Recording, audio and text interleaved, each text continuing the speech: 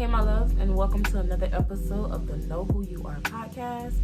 I am your host, Misa Love, and this podcast is a production of me journaling out loud, sharing my life lessons and the things that I'm learning on a weekly, daily basis with you guys so we can all grow, evolve, and prosper together. Now, today, listen, we are talking about structured... No. I said that wrong. I stand corrected. We are talking about secured direction. Now, just to put that into context, I'm going to tell you exactly what I mean about secured direction. Have you ever been in the grocery store? Let's start with the grocery store. Have you ever been in the grocery store and you're looking for this one item in particular? You've literally been down every aisle looking all over and you cannot find it. So the initial response is to stop someone who works there. You identify them by the uniform they're wearing and you ask, where can I find XYZ? And they're able to give you a direct guide to where to go most of the time because they are familiar with the business, they're familiar with the store, and they can direct you in the right direction. And this is what I mean by secure direction. You're getting sent to the correct place to find exactly what you're looking for. Another example, have you ever been to the airport? You have a flight. All the gates, although they are numbered and although there are signs everywhere, you just seem to be turned around by all the gate numbers and you can't figure it out. So what do? You find someone who looks like they work in the airport and you ask for direction, and then eventually by following those instructions you get to where you are going. Now with that same outlook, with your purpose and where you're going in your self-development journey as an individual, as a human being, to impact the world or whatever it is you desire to do, how do you get that secure direction? You trust in God to guide your path, because see, God created you. So because God created you, He knows you way better than you can ever know yourself. He knows where to direct you. He knows how to order your steps. But the same way that you reach out for information and ask someone who works in a store or works in an airport or works in an area you're trying to explore for direction, go to God and ask for direction on your life. Speak to Him. God, who am I? Where is it you desire me to go? Order my steps. What is the next move for my life? What is your will for my life? Because see, I need less of me and I need more of you. And I know I've mentioned this before, but I live in Miami, and my life lesson of the week was I was driving on 95. Now listen, if you have ever drove on 95 in Miami, you already know that Miami people are a bit aggressive on the road. Half of them can't drive if you ask me.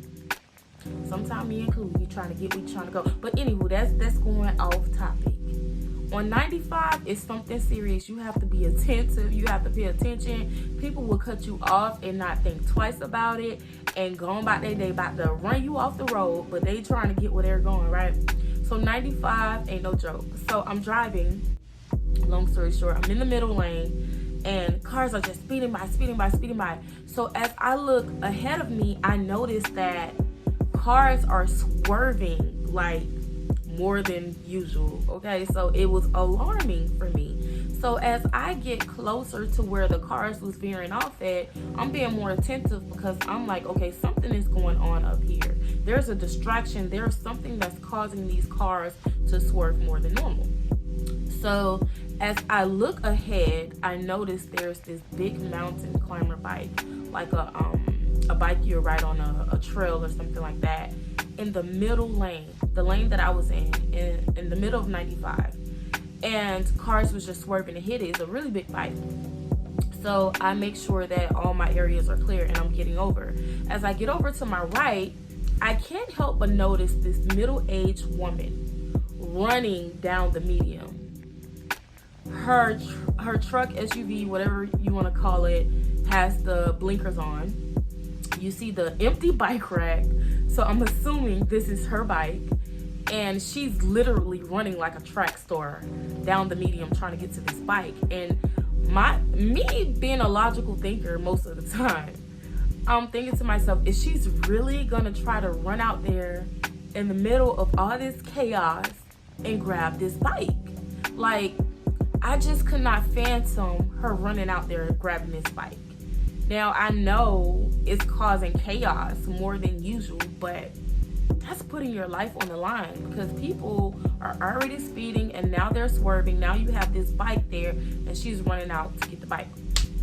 So that really made me think, like, I don't know, this is my assumption, is in a hurry to get to where she's going. So say, because she was getting in a rush to get where she was going, and she didn't take her time to truly secure her bike on that bike rack correctly, it caused a delay in where she was going. She had to stop. She had to refocus. She had to put herself in a predicament of danger that could have been avoided.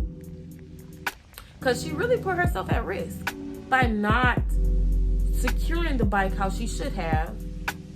Now, if I put that into context and think about the direction of my life, if I try to go off on my own will, my direction is not going to be as secure as it should be. There's going to be holes there. There's going to be risk that I'm taking trying to go out on my own and do things on my own strength when I know that I'm not equipped to do it. If she would have just taken a slight more time to make sure that bike was secured correctly, she could have avoided that big risk of putting her life in danger. And not only hers, but the other people who had to encounter the bike in the middle of the road. When you go out on your own, not under the covering of who created you, you put yourself at risk of running into obstacles that could have been avoided. I truly believe that you have to connect to something higher than yourself. If you could get to the point to where you could go out and you could ask someone who's familiar with a certain place for a direction, you could ask your creator for direction of where you're supposed to go, where he desires to lead you, and actually be obedient when you hear that word spoken to you of where to go, right? So, secure direction. The best person to tell me, or the best thing to tell me what's my next move, is truly going within myself, connecting with who created me, and actually listening and moving forward in that. And I want to encourage you to do the same, because a lot of times in this world is so chaotic. There's so much noise in this world. Really take that time to find that quiet space within yourself, to go within and to really reflect.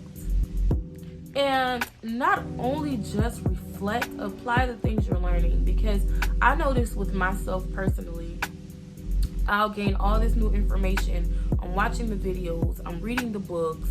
I'm going to the conferences. I'm doing all of these things. Yet, I see no movement. And it's not that the movement is not there because the information was not obtained.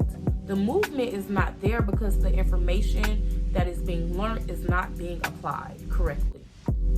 So although the direction is secure, right? If you are not applying the things you're learning when hearing the direction to go, it's still going to be none void. You know, like the scripture says, faith without work is dead. Pulling in new knowledge, knowing the direction you're supposed to go because you have been going within, but you hear that word of where to go and you're still not moving your feet, you're not going to get to the place that you're trying to be. And a lot of the times, you know, God laughs at our plans, because God could give me a word to move in this direction and I drag my feet on doing it and I missed out on my blessing in that season. But if I was to hold on to that word of direction that I received and actually move forward in it, that would have secured my direction of which I was going, and that would have led to the next step that was needed in the next season for the new secure direction of where I needed to go. Learn apply, grow. Learn, apply, grow. Repeat over and over and over again. For myself in this season of my life, I am being worked on with consistency. To stop walking away, because yes, that direction has been received. That word has been received. Listen, daughter, I desire you to do this in this season. I have to stop applying myself and doing it and then stopping. And I noticed that's where my concern come in with my growth and my development, because I can recognize and I'm aware this is a problem area for me. Yes, I have the direction. Yes, I have that word of where to go. Now let's work on actually applying the things that I'm learning, applying the things that I'm hearing, and moving forward in it. So it's important to not only seek that secure direction from your creator, but to also follow the steps needed in order to actually make it to that destination. In order to get to that destination, it takes work, it takes effort, because you got to put one foot in front of the other, one step in front of the other. And the beautiful thing and the benefit of moving forward to that secure destination, when you feel weak, or when you feel like you can't continue or you can't carry yourself, that's when you say, Lord, please give me strength. Please give me strength. Please carry me through this, because right now at this moment, I cannot walk on my own.